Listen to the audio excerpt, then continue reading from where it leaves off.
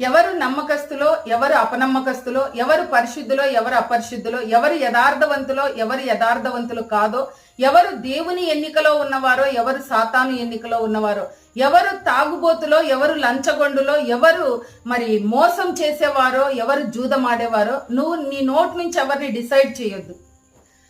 Even నీ కడుపుకు పుట్టిన పిల్లలని సైతము నువ్వు పనికిరాని వాడురా, నిష్ప్రయోజకుడురా అని వారిని నిందించొద్దు. ఎందుకంటే కాలానికి ఒక మహత్తరమైన శక్తి ఉంది. ఆ కాలము వారేంటో బహిర్గతము చేస్తుంది, వారికి తీర్పు తీరుస్తుంది. అందుకే ఆవేశంలో నిర్ణయాలు, ఆనందంలో వాగ్దానాలు చేయకూడదు. కాలం వాటిని తారుమారు చేస్తుంది. కీర్తనలు 94:9 ఒక మాట ఉంటది, కన్నులు కలుగు చేసిన వాడు చూడకుండునా, చెవులు కలుగు చేసిన వాడు వినకుండునా అని ఉంటుంది. మరి ఎవరు ఏం చేస్తున్నారో దేవుడు చూస్తాడు, దేవుడు వారికి తీర్పు తీరుస్తాడు.